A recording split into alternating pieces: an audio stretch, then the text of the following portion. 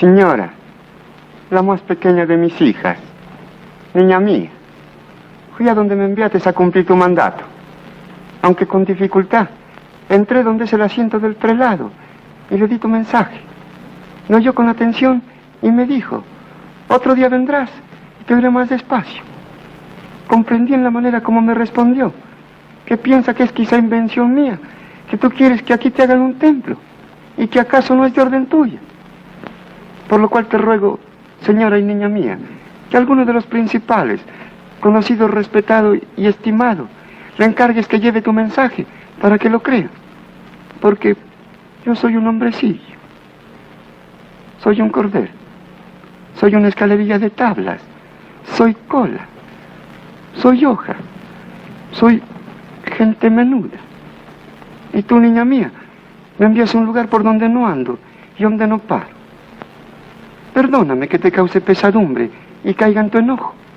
Oye, hijo mío, el más pequeño, ten entendido que son muchos mis servidores y mensajeros, a quienes puedo encargar que lleven mi mensaje y hagan mi voluntad, pero es de todo punto preciso que tú mismo solicites y que con tu mediación se cumpla mi mandato. Mucho te ruego y con rigor te mando que otra vez vayas a ver al obispo. Dale parte en mi nombre y hazle saber por entero mi voluntad de que tiene que poner por obra el templo que le pido. Y otra vez dile que yo en persona, la Madre de Dios, te envía. Señora y niña mía, no te cause yo aflicción. De muy buena gana voy a cumplir tu mandato. De ninguna manera dejaré de hacerlo, ni tengo por penoso el camino. Ya de ti me despido, hija mía la más pequeña. Descansa entre tanto.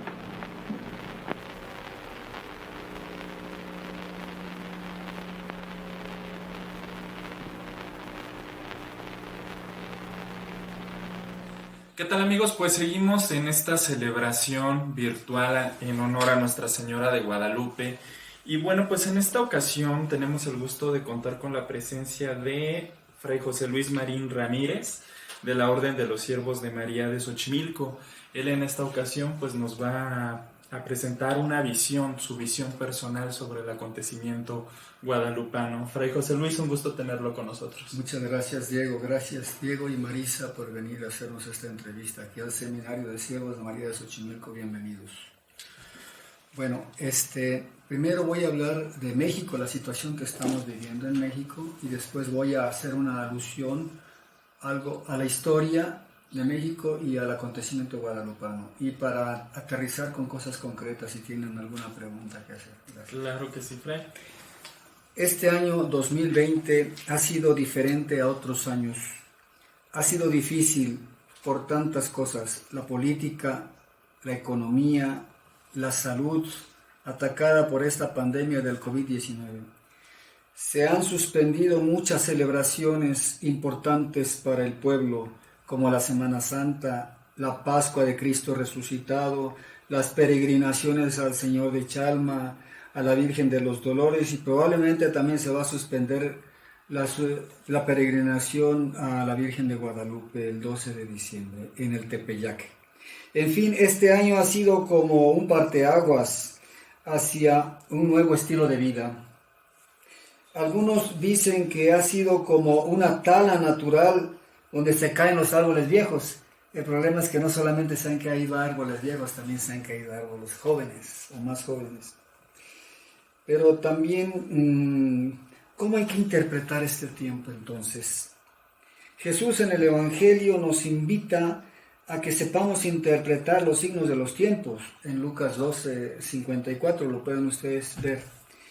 Creo que es una llamada de atención que nos da el Señor de la historia, para despertarnos de nuestro sueño, para darnos cuenta de que a lo mejor no hemos vivido bien, tenemos cosas que corregir, caminos que enderezar, porque el Señor está cerca, y como nos dice el tiempo del viento que estamos para empezar, no sabemos cuándo va a venir el Señor, hay que estar preparados. Pero para cambiar una situación necesitamos conocer el pasado. Toda crisis es una oportunidad para el cambio, pero para cambiar, para mejorar, necesitamos conocer el pasado para no repetir los mismos errores. Es necesario conocer nuestro pasado, nuestra historia de México. ¿Qué tipo de México queremos? ¿Queremos un México diferente? Un México nuevo, pero no conocemos el pasado y entonces cuidado. Entonces, no toda transformación es positiva. Se habla mucho de transformación y la palabra transformación es muy bonita y me atrevo a decir que es básicamente cristiana, porque Jesucristo muerto y resucitado es la gran transformación de la historia, ¿verdad? Pero no toda transformación es buena. Podemos transformarnos de lo bueno a lo peor también. Entonces, eso de la transformación, sí, pero un momento, ¿de dónde a dónde? ¿Verdad? Eso es. Entonces, yo me voy a limitar al plano de México, a la situación de México.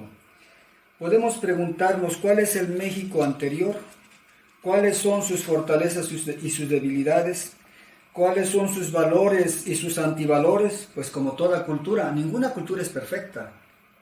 Hay que respetar y valorar la cultura, pero tampoco hay que idolatrarla, porque ninguna cultura es perfecta, todos tienen sus valores y sus desvalores o antivalores. ¿Cuáles son las cosas que debemos fortalecer y cuáles son las cosas que debemos cambiar? ¿Qué México queremos formar o construir? En esta reflexión me voy a limitar nada más al aspecto religioso, a un aspecto religioso, el aspecto de Nuestra Señora de Guadalupe y su significado en la historia de México, porque evidentemente no me puedo meter en qué México queremos formar en el aspecto político, económico, social. Eso no me toca a mí, no soy competente, disculpen. Hay que pedir ayuda a otros también. Claro. Bueno, voy a dar mi punto de vista sobre el aspecto guadalupano, el acontecimiento guadalupano. Hay que primero ubicarlo. Hay que contextualizar el acontecimiento guadalupano para entenderlo, ¿verdad? Para entender su importancia.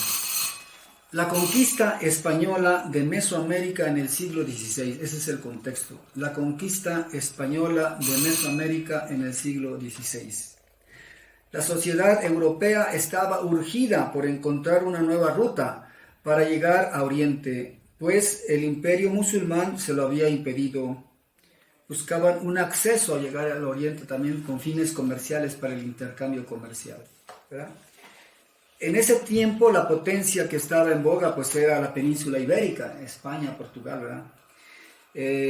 Por eso fue con el apoyo de los reyes católicos de España, Fernando e Isabel, que Cristóbal Colón descubrió América el 12 de octubre de 1492, ¿verdad? Y los reyes católicos pues ayudaron económicamente para que se pudieran hacer los viajes. Ellos esperaban encontrarse con las Indias orientales, donde habían las especies y mucha riqueza, pero encontraron otras Indias también muy ricas, ¿verdad? Muy ricas, que es la América actual, ¿no? En España, la España de entonces era muy católica, muy católica. Basta, por ejemplo, leer, nada más lean las relaciones de Hernán Cortés, cómo Hernán Cortés habla de sus viajes, de sus experiencias aquí. Menciona mucho a Dios, a la Virgen, o sea, él venía no solo como conquistador, él también venía como evangelizador. No se distinguía bien el aspecto político del aspecto religioso en ese aspecto, ¿no? Hernán Cortés venía a poner cruces y a derribar ídolos, eso es historia, ¿no? Pueden ustedes ver. También se dice que los primeros misioneros españoles traían imágenes de la Virgen, o sea que hicieron prácticamente ¿cómo se dice? Un cambio, una sustitución, quitaban los ídolos que tenían aquí y ponían sus vírgenes ahí, ¿verdad? Bueno, pero tampoco hay que ignorar que la gente de aquí, los aborígenes, los autóctonos de este hermoso continente americano, también eran muy religiosos, tenían muchos dioses. Su religión era muy interesante porque mezclaba la vida con la muerte también. Hacían sacrificios humanos para mantener en la vida al sol, para que no se acabara el sol, la luna, las estrellas, o sea, el universo. Para que el universo no se acabara, ellos tenían la concepción de que habían que entregar la vida. Fíjense, qué interesante. Es una mística maravillosa, ¿verdad? En fin, la conquista fue un choque de dos culturas. Fue un choque de dos culturas muy ricas y muy religiosas, pero desgraciadamente no se entendían. Un ejemplo, vamos a poner un ejemplo. Por ejemplo, la figura de la serpiente para los europeos era símbolo del mal. La Biblia, en la formación bíblica, la serpiente es la personificación del diablo, del demonio, del mal, ¿eh? En cambio, para los aztecas, para los habitantes de este continente de Mesoamérica, su dios era una serpiente, la serpiente emplumada, Quetzalcóatl. Imagínense nada más, el dios de la fertilidad y de tantas cosas. Entonces, es un choque tremendo, no se entendían. Se necesitaba un mediador, se necesitaba un auxilio. ¿Cómo hacer para que se entendieran? Bueno, ya aquí voy a hablar como creyente. Ya hace rato hablé como histórico, aunque hay otras visiones históricas. Ahora voy a hablar como creyente, ¿verdad? Como creyente digo, aquí metió su mano Dios, aquí fue la intervención de la providencia divina, ¿verdad? Bueno, primero les decía que se necesitaba una mediación, ¿verdad? Para que se entendieran los dos pueblos, las dos culturas, ¿verdad? Primero, Hernán Cortés tuvo mucha suerte, además de que hay que reconocer que Hernán Cortés fue un hombre de mucho carácter, de mucho valor, ¿verdad? Pero tuvo suerte, también fue un hombre afortunado. Yo digo, la divina providencia lo protegió y lo bendijo, porque encontró a una mujer que le ayudó muchísimo. ¿Quién es esta mujer? Marina, dicen que era originaria entre Tabasco y Veracruz, el sur de Veracruz y Tabasco, por ahí era Marina, la que llaman algunos como la Malinche, aunque algunos autores no están de acuerdo en decirle Malinche, como que es un término despreciativo. Marina, una gran mujer, y gracias a esta gran mujer, Hernán Cortés pudo entablar un diálogo con los tlatoanis, con los jefes de la cultura azteca, porque hablaba en náhuatl, ¿verdad? Qué interesante. Aquí vemos cómo la figura de una mujer entendió a que dos potencias, dos culturas, dos lenguas se comunicaran, se entendieran. Bueno, Bueno, la historia es muy interesante. Primero fue con los tlaxcaltecas, ¿verdad? Y luego hasta los aztecas y todo. El camino que hizo Hernán Cortés desde Veracruz, donde desembarcó, hasta Tenochtitlan, ¿no? Muy interesante todo eso, pero no, yo me voy a detener en detalles. Ahora voy a pasar a la otra gran mujer, que para mí era necesaria otra gran mujer para que las dos culturas y los dos pueblos se entendieran. Y aquí hago alusión al encuentro de Nuestra Señora de Guadalupe con el indio Juan Diego. Bueno, ¿por qué digo yo encuentro de Nuestra Señora de Guadalupe con el indio Juan Diego? ¿Por qué la Virgen, esta señora hermosa, no se manifestó a un español? Hubiera sido lo más fácil para que la entendiera. No, pero el objetivo era lograr el contacto, el encuentro con el personaje de aquí, la cultura de aquí. Juan Diego es el símbolo de todos los habitantes de este continente, un indígena puro, ¿me explico? Entonces, esta mujer le habla a Juan Diego con las categorías culturales de Juan Diego. Primero el canto, después serán las flores. Flor y canto, recordemos que para la cultura náhuatl simbolizan la verdad, simbolizan la verdad, la divinidad, la hermosura, la armonía, todo. Flor y canto. Un mexicano sin flor y canto está triste. Manifiesta su alegría en las flores y los cantos, como nos dirá después la maestra Marisa. ¿Verdad? Entonces, esto es muy importante. Además, la Virgen habla en náhuatl, se adapta a su lenguaje. Además, le habla con cariño, con respeto, ¿verdad? Con cariño y con respeto. Como dice un dicho, lo cortés no quita lo valiente. El hecho de que le hable con respeto no quiere decir que lo esté tratando como un imbécil, un deficiente, sino que le habla con respeto, con dignidad, ¿verdad? Bueno, entonces, este relato del encuentro de la Virgen con Juan Diego, este relato es conocido con el nombre de Nican Mopogua, que quiere decir aquí se narra o aquí se relata, ¿verdad? Y se atribuye a un sabio indígena que era Antonio Valeriano, que era gobernador de Azcapotzalco, una persona muy culta porque sabía el español, sabía el latín y sabía también el náhuatl, su lengua. ¿Dónde había aprendido esto? Pues en la escuela de la Santa Cruz, Colegio de la Santa Cruz de Tlatelolco, fundado por el obispo Fray Juan de Zumárraga, y donde daba clases también Fray Bernardino de Sahagún, que fue un gran antropólogo, que gracias a él todavía conservamos mucha riqueza de la cultura autóctona. Entonces no todo fue negativo, no todo lo que los españoles nos trajeron fue negativo, también hay grandes hombres que respetaron y amaron esta cultura.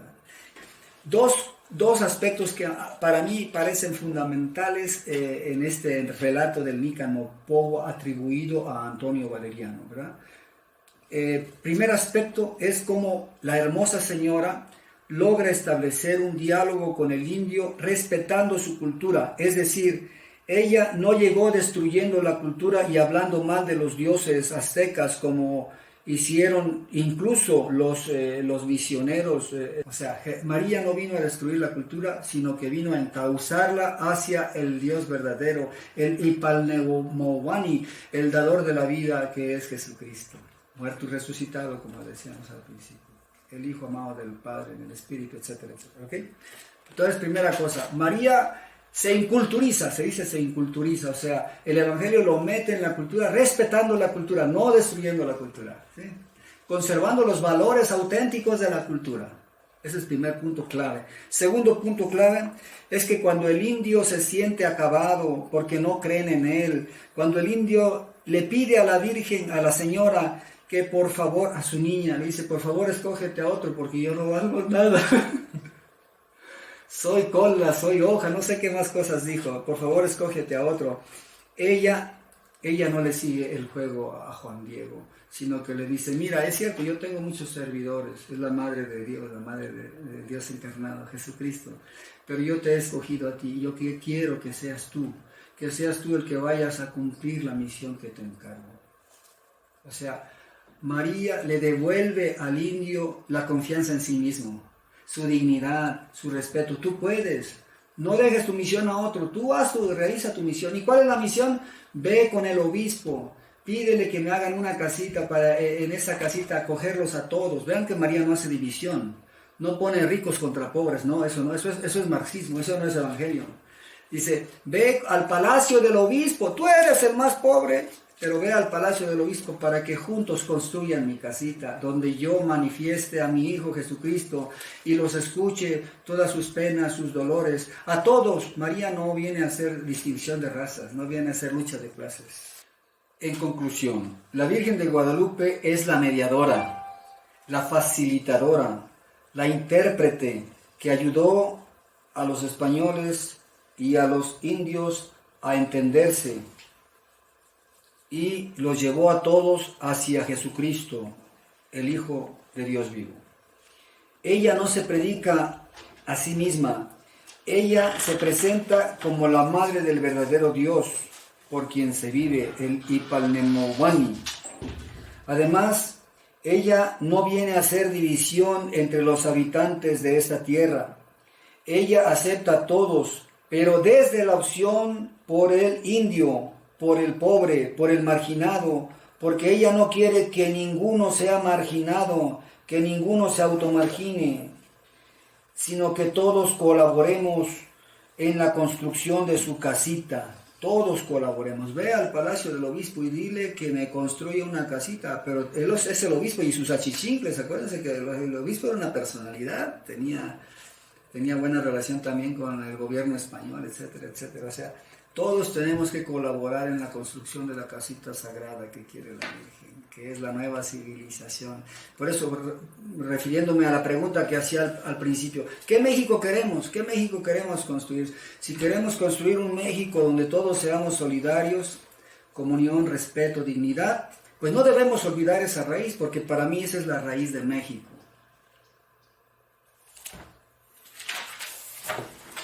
Bueno, Fray Josué Luis mencionaba esa construcción de la casita sagrada, sobre todo en nuestro corazón, y ahora en estos tiempos pues tan complicados que estamos viviendo, ¿cómo llevar esa casita sagrada ahora a nuestros hogares? ¿Cómo hacer de nuestra casa una extensión del Tepeyac, como decía San Juan Pablo II? Muy bien, me parece muy buena tu pregunta. ¿Cómo hacer eso? Pues es la evangelización. Primero necesitamos evangelizarnos a nosotros mismos para ser lugares donde habite Dios en nuestro corazón. Así, María es eso, ¿no? Dios se encarnó en María, pero Dios también se quiere encarnar en cada uno de nosotros, pero hay que tener las actitudes de María para permitirle a Dios que se encarne en nosotros. ¿Cuáles son estas actitudes? Ante todo, fe, creer en Dios. No cerrarnos nada más en el racionalismo. Yo no niego el racionalismo, la razón es muy, muy buena, muy potente, y hay que cultivar la razón. No es cierto que hay oposición entre ciencia y fe, no. Pero la fe es algo más que no podemos comprender. Hay que abrirnos también a eso, la intuición, por ejemplo. Hay que tener la fe, la humildad para reconocer a Dios como el que nos da la vida. Muchas veces tomamos la actitud de Juan Diego ante el obispo, en ese diálogo de la segunda aparición que usted ya mencionaba, en el que Juan Diego se siente poca cosa, al ver que no le creyeron, que nada más pues ahora sí que le dieron la vuelta con su mensaje, él llega ante la Virgen y se minimiza. Señora, manda a otro. Muchas veces los mexicanos tomamos esa misma actitud de San Juan Diego, de sentirnos menos, sobre todo ante la presencia del extranjero, ante la presencia de una persona que viene de fuera, como que nos minimizamos, nos sentimos pequeñitos, ¿no? Pero la Virgen levanta a Juan Diego, lo levanta, le demuestra su dignidad, de yo tengo muchos, pero es precisamente tú el más pequeño de mis hijos, ¿no? ¿Cómo hacer nuestras estas palabras de María? Gracias. Yo pienso que esas son palabras liberadoras, Por eso yo considero que María no solamente es madre de México, como ya vimos, vino a unir dos culturas. México es un pueblo mestizo, en su mayoría, sin despreciar a nuestros hermanos indígenas, que ellos son la principal raíz de este pueblo, ¿verdad? Pero ¿cómo hacer para liberarnos de ese autodesprestigio de nosotros mismos, que tendemos a imitar a los demás porque no nos valoramos a nosotros mismos, no conocemos ni siquiera nuestra historia, ¿verdad? Acabo de leer el libro de Samuel Ramos, El perfil del hombre y la cultura de México. la cultura en México y hace ver precisamente eso, que necesitamos conocer nuestra historia, valorarnos a nosotros mismos, ¿verdad? Por eso les decía, María no solamente es madre, sino también es educadora, porque ella nos educa cómo hay que liberarnos del complejo de inferioridad, el complejo de inferioridad que nos lleva a tomar reacciones de machistas, que somos los meros fregones, cuando en realidad eso es una reacción de un sentimiento profundo de inferioridad. Si realmente yo me valoro, me quiero, sé que soy importante, no necesito mostrarme tanto.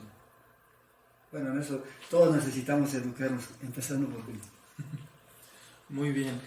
Y bueno, pues ya para concluir. También, perdón, Juan Pablo II. también usted hablaba de Juan Pablo II. Yo quiero dar un testimonio de Juan Pablo II porque yo la verdad no lo conocía mucho a Juan Pablo II, pero acabo de leer este libro de Valentina Lazarraki, México siempre fiel, y encontré cosas muy hermosas. Realmente yo creo que México le debe mucho a Juan Pablo II. Juan Pablo II quería mucho a México y dio pruebas en que vino 5 veces. Y la última vez que vino, los doctores le decían, ya no vaya, usted no puede viajar, ya está muy enfermo, está usted muy viejito. Algunos hasta hablaban mal del Papa, decía, ya hasta da lástima, el Papa ya casi viene derramando la baba. Y sin embargo él decía, yo quiero ir a México. Fíjate, desobedeció a los doctores. ¿Por qué quería venir a México? Él tenía una espina clavada en su corazón, yo creo, porque no había canonizado todavía al indio Juan Diego. Algunos historiadores niegan, dice, a lo mejor ni existió Juan Diego. Entonces esa incertidumbre hacía como que la fe del mexicano se debilitara.